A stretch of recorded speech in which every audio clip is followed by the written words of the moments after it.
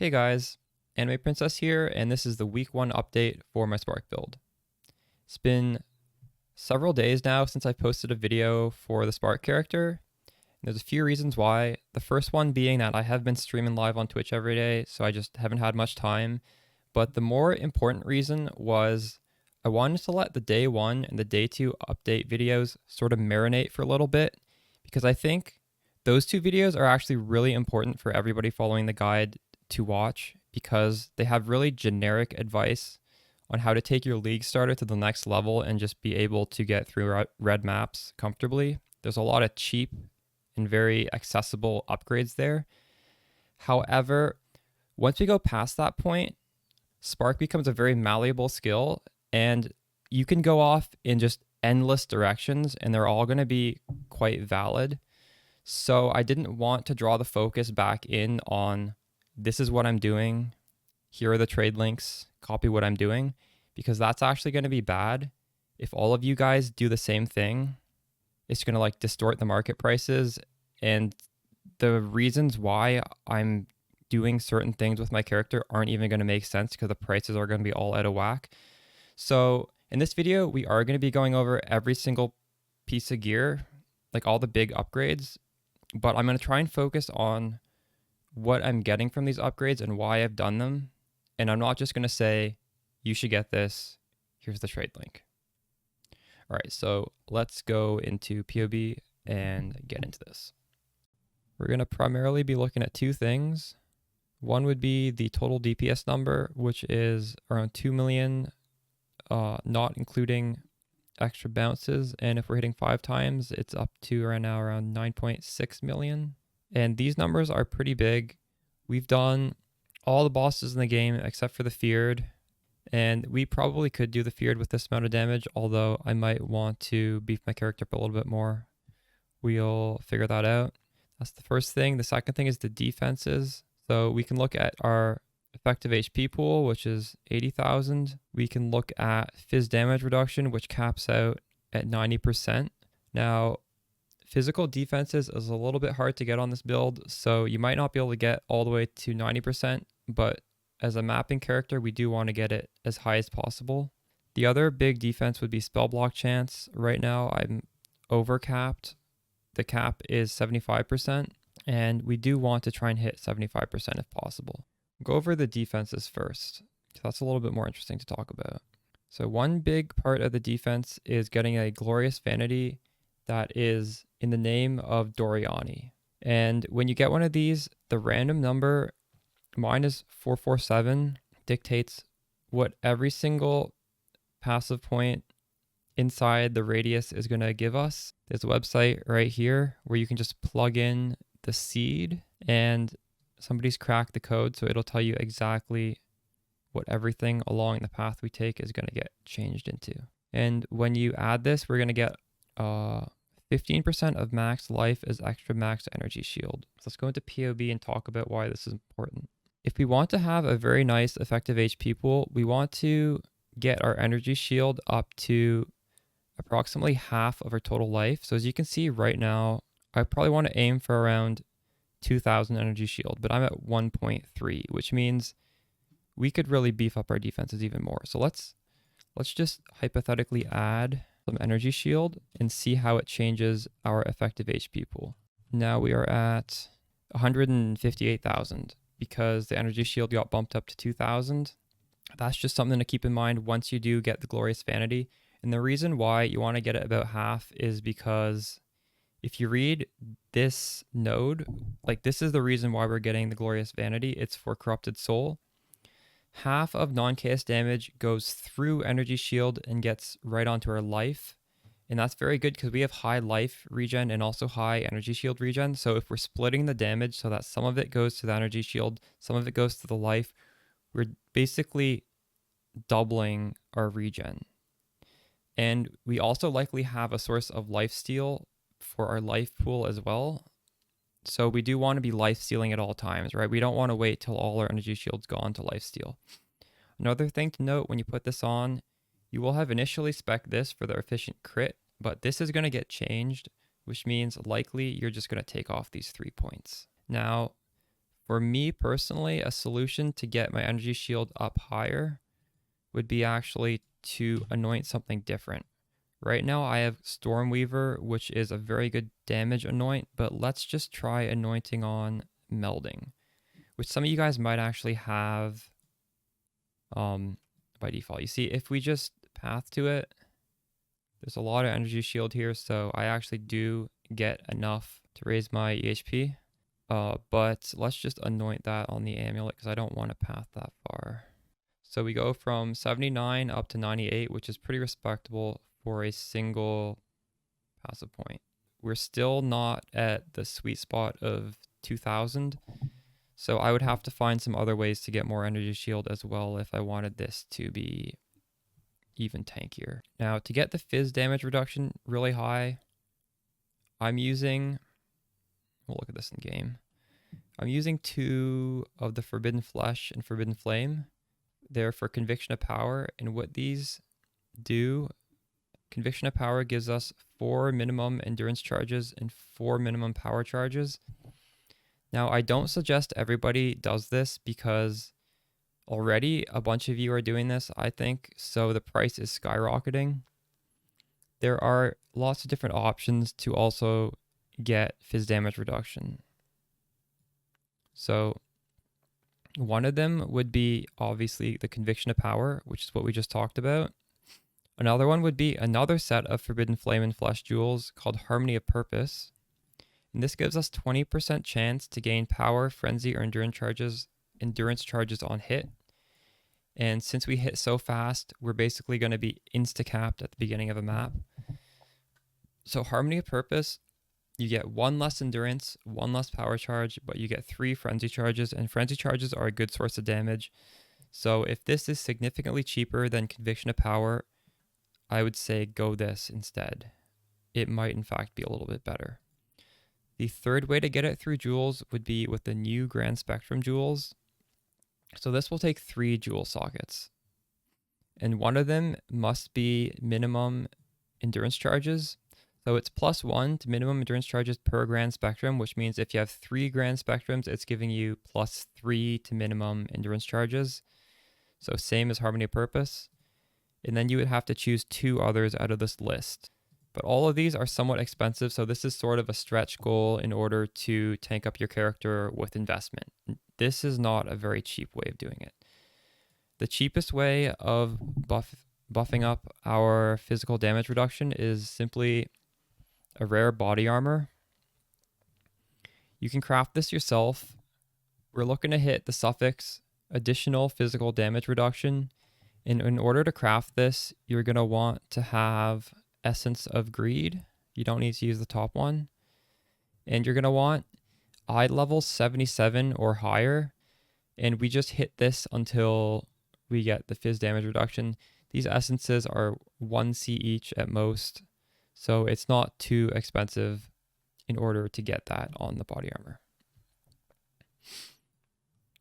As for the spell block, we're trying to cap that at 75. So let's open POB. Tempest Shield gives us around 25%. And then when we grab the nodes on the tree here, and the nodes on the tree here, we're going to be at approximately 50%, which means we need to make up a difference of about 25%. So one way to do it with passive points is to just path this way. And we can just grab some of this. This is all pretty good value in here. Grab as much of the wheel as you need to get to 75%. However, there are other options which will save you passive points. The prefix on the body armor, if it's open, you can craft up to 8% chance to block spell damage. That is huge. You can also get chance to block spell damage on a rare shield. So I have 11% here. So those are 2 options. And you really want to hit 75% spell block if you can, once you're putting in decent investment on the character, because every extra point above 50% really makes it scale much, much better. So 50% is a decent baseline for League Start, but we want to boost that even higher. I think that's the main gist of it for defenses. So now let's go into our damage. So some upgrades I made were, I decided to go with Ashes of the Stars. I made this upgrade because in past leagues, this was a 25x to 50x investment, which is extremely expensive. So I hadn't suggested it in the build guide, but actually this league, at least at the time of me buying it yesterday, the Ashes went for around 12 Divine Orbs. So that would be in past league currency like 12 Exalted Orbs. And that is fairly low. I felt that was a really good opportunity to pick this up. What Ashes does for us, well, first of all, the most important modifier on this is the increased reservation efficiency of skills. If you get this, try and get this like somewhat high. Obviously, a really high roll is going to be super expensive and you don't need to get a super high roll. But if it's like 14% increased or higher, you're probably going to have enough reservation efficiency to fit in another 25% aura. And we chose Herald of Ice because it just makes clearing maps feel way, way better. Not that it didn't feel bad previously. This just takes it to the next level. So that's a really good upside of Ashes. And the increased quality also gives us projectile speed from Spark. And then if we invest in alt quality auras, or if we invest in alt quality other skill gems, it just adds a little bit extra there. So if this keeps going up in price, well, it becomes less and less attractive. For DPS, we also are using a cluster. We've switched off of all of this stuff to go into clusters. There's a YouTube video discussing Watcher's Eyes and large cluster jewels as well as medium cluster jewels, so I'm not going to explain this. Just check the playlist. It goes over everything. Nothing has changed. And as I just mentioned, we also have a Watcher's Eye. It's in the same video in the playlist, so check that out. This is very nice damage. And yeah, I think that covers most of the changes. Now we can just look at each of my pieces of gear one at a time individually to talk about them. So this weapon I crafted myself. I bought a Fractured +1 to all lightning spell skill gems. These shouldn't be too expensive. Try and get an eye level that's decent. This eye level is 83. And we used